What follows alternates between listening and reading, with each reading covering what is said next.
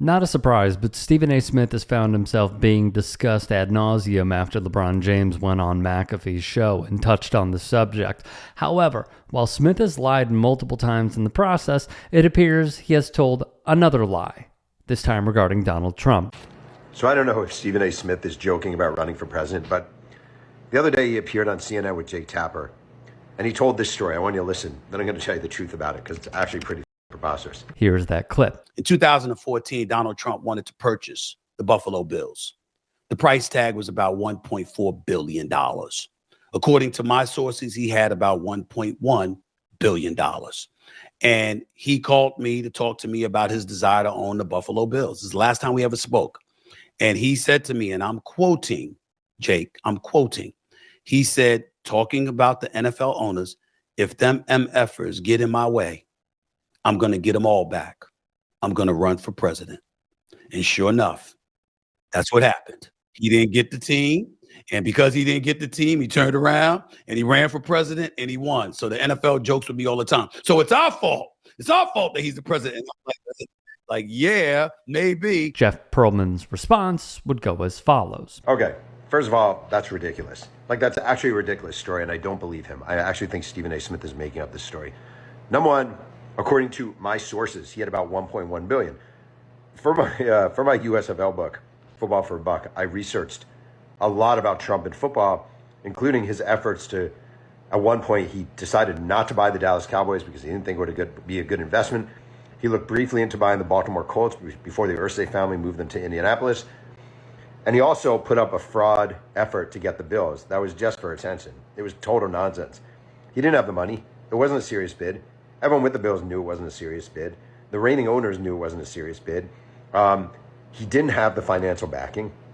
I don't know, Stephen A. Smith, I'll ask you directly, like, not that you're watching this, but like, why are you protecting your sources on how much money he had? So who told you he had that much money? Because that's utterly, utterly preposterous. He did not have $1.1 billion at his disposal.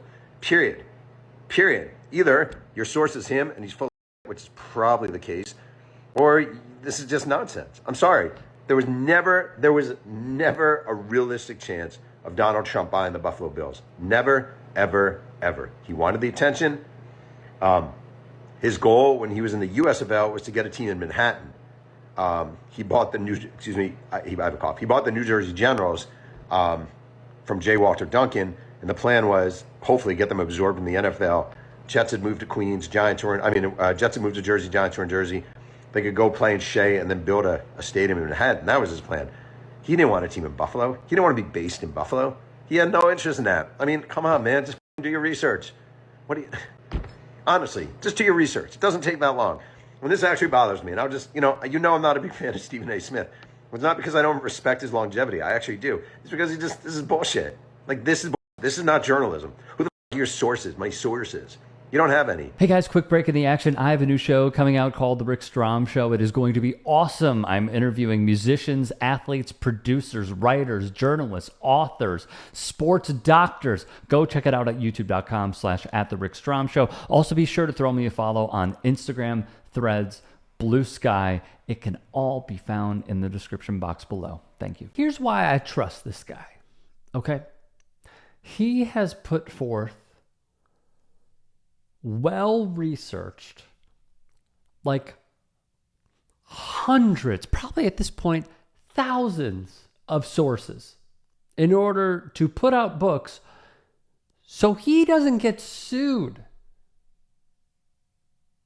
Think about this. The journalistic integrity of Jeff Pearlman is a lost art. I want to be clear about this. Not this modern day McAfee, Stephen A. entertainment journalism, if you even call it that. Pearlman is old school. Like, you could hate the way that he delivers his TikToks or his new YouTube channel. You could hate his politics. Dude's record, he's nearly batting 1,000. He is in that class. And when he says these things, I know it's accurate because he wrote this book. He wrote a book about Donald Trump and the United States Football League. It is titled Football for a Buck. The crazy rise and the crazier demise of the USFL. It's one of many must-read books from him and some of his findings. Trump's ownership of the New Jersey Generals. Check us out. The USFL. He gets the Generals. We need to move to fall. We have to move to fall. Donald was hell-bent to get into the NFL, either via an accommodation or a merger. In this meeting, he says to Rozelle, I don't care about the USFL. You tell me what I have to do to get an NFL franchise. Pete Rozelle says to him, as long as I am with the NFL, you will never have a team in this league. Which led to this. The USFL suing the NFL for a total of $1.32 billion. Trump sued the NFL, won the case, but was only awarded $1. And on the Pearlman front, yeah, Donald Trump did it for attention. He did this once again to have his name discussed. If there is anything he is great at, it is being talked about. Like, phenomenal, Hall of Fame worthy attention, in the words of Danny DeVito and Sonny, whore. All right. And on top of this, sorry, my phone just went off. On top of this, Morgan Stanley, an executive, wrote to his colleagues, and this was in a write-up from the Associated Press, Trump has little chance of being approved by the National Football League. And they were citing the casinos that he's owned and his role in that antitrust case where they were awarded $1. Quote, that being said, his strong show of support doesn't hurt the process. So they're just saying, hey, he's super popular and it's helping to garner attention on who is going to be the next owner of the Bills. Another banker would reply to that banker, he probably does have the dough, but never know the real facts with him. He probably does, but there would be a court case about Trump inflating his assets.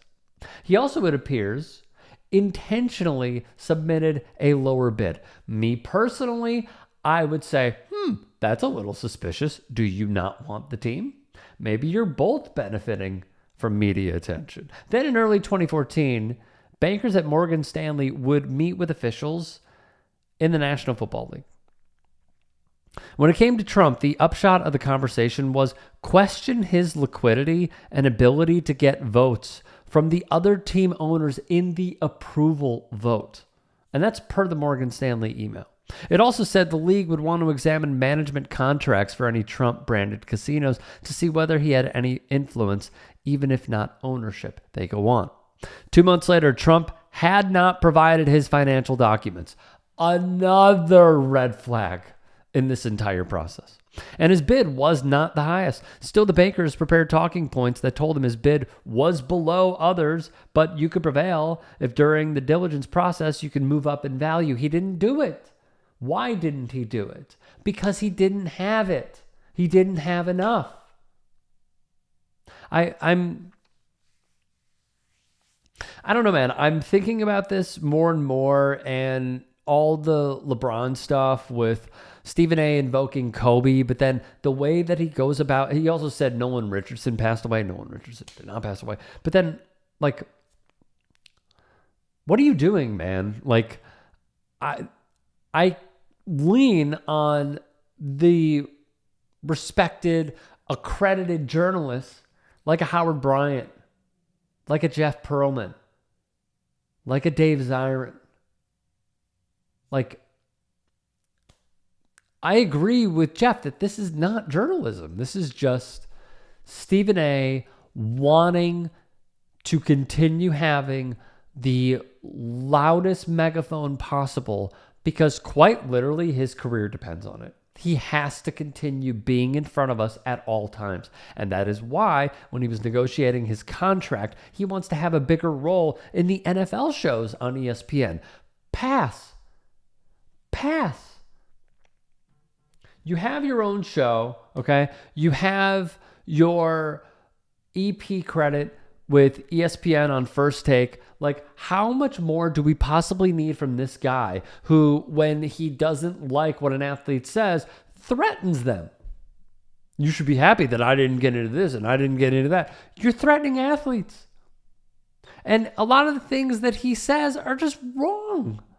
It's just wrong. So look, Pearlman said something, because I took journalism classes. Pearlman said something that I found really troubling. And he said, when I go and teach journalism classes, a lot of the students, not all, but a lot of the students think that journalism is Pat McAfee and Stephen A. Smith. And it's not. It's not. They are putting on a facade of what it means to be a journalist. It's not journalism. And this is something that I think is just going to get worse and worse. You want to see a true marker of journalism? Free plug. Subscribe to Ken Klippenstein's Substack, and you'll see real journalism. Because Stephen A. Smith, no. If you can and are willing, please become a paid member here at TYT Sports. And or go to tyt.com/join. In addition, you can follow me on Twitter, Instagram, and TikTok. Appreciate it. Have a great day.